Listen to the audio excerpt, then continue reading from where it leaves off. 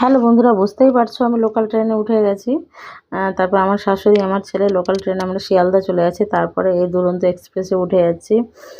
দুরন্ত এক্সপ্রেসে উঠে গেছি। ট্রেন তো নিজের তালে ছুটে চলেছে, যা হোক টাইম মতন। তারপর রাত্রি 9টার পর থেকে আমাদের ডিনারটা দিয়ে দিল। বেশ মোটামুটি ভালোই ছিল, খুব খারাপ ছিল না। আমার ছেলের জন্য আমি বাড়ি থেকে ভাত নিয়ে চলে গেছিলাম। তারপর আমার ছেলে মাঝে একটু গাড়ি নেমেছিল বলে ও নেমে পড়েছে, বিরক্ত হচ্ছিল। তারপরে আমরা পৌঁছে গেলাম সব ভোরের বেলায় পুরীতে। সেই এখানে প্ল্যাটফর্মের বাইরে মানে স্টেশনের বাইরে আমরা দাঁড়িয়ে আছি। তারপর চলে আসলাম অটো ধরে হোটেলে। আমার ছেলে ক্লান্ত হয়ে গেছে, শুয়ে পড়েছে। তারপর আমরা সবাই রেডি হয়ে গেলাম।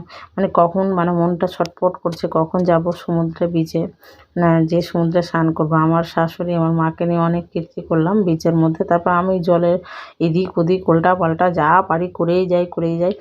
মানে সে আমার বরমশাই তো ক্যামেরা করেই যাচ্ছে। তারপরে সে বিচ থেকে এসে 13 পার্বণ একটা হোটেলে আমার রেস্টুরেন্টে ঢুকে পড়লাম।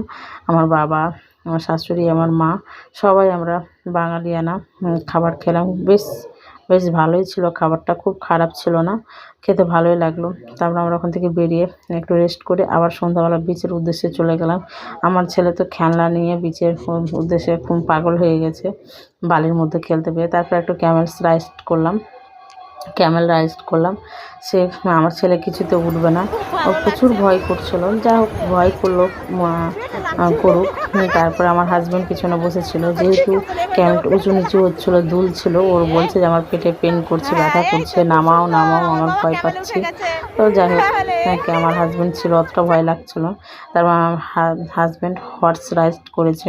তারপর আমি বললাম একটু আমি পোজপাজ করে নিই, ছবি তুলে নিয়েছে। ঠিক আছে, কয়েকটা রিলস তৈরি করে নিলাম এই সমুদ্রের ধারে। তারপর আমার ছেলে এই সমুদ্রের পাশে এখানে এরোপ্লেনে খেলছিল। তারপর সেই স্বর্গদ্বারের মধ্যে দিয়ে আমরা যাচ্ছিলাম। কি সুন্দর, মানে মনে হচ্ছে না যে এটা শ্মশান। মন্দিরগুলো রাত্রি হয়ে গেছে তাই বন্ধ হয়ে গেছে, তা আমরা শ্মশানের মধ্যে দিয়ে গেলাম। তারপর রাত্রের ডিনারটা এখানে নিয়ে নিলাম, চানা, মিক্সড পনির, তারপরে রুটি সব নিয়ে নিলাম। বাবার জন্য ভাত নিয়ে নিয়েছি। যাই হোক, আবার সকাল সকাল আমরা স্নান করে রেডি হয়ে গেলাম, জগন্নাথ ঠাকুর মন্দিরের উদ্দেশ্যে বেরিয়ে পড়বো। তাই আমি রেডি হচ্ছিলাম, আমার বরমশাই খুব সুন্দর করে আমার ফটো বা ভিডিও করে নিচ্ছিল। যাই হোক, তারপর আমরা অটো ধরে বাবা যে অল ফ্যামিলি আমরা জগন্নাথ ঠাকুর মন্দিরে বেরিয়ে গেলাম। পুজো দিয়ে আমরা বেরিয়ে গেছি। এখানে তো ঢোকার কোনো ক্যামেরার নিয়ম নেই। বেরিয়ে টেরিয়ে তারপরে আমরা বেরিয়ে পড়বো। পাশেই ছিল বজরংবলী মন্দির, খুব সুন্দর লাগছিল, সেটা আমি ভিডিও করে নিয়েছি। তারপরে এই দক্ষিণ গেটে যে গার্ডেন ছিল, অনেক ফুল ছিল, আমার ছেলে মাথায় গুঁজে দিয়েছে, খুব ভালো লাগছিলো। তারপর আমরা বৃন্দাবনের উদ্দেশ্যে বেরিয়ে পড়ি। যাক, খুব সুন্দর লেগেছে, এত সুন্দর গুপ্ত বৃন্দাবন, যে গুপ্ত বৃন্দাবন তো বৃন্দাবনে। তারপরে খুব ভালো লেগেছে গৌর নিতাই, চৈতন্যদেব আর বজরংবলী।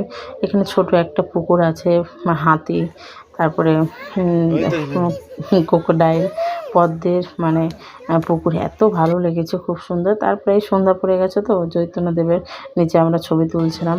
আর এখানে চন্দ্রবিহার যে নৌকা বিহার হচ্ছিল।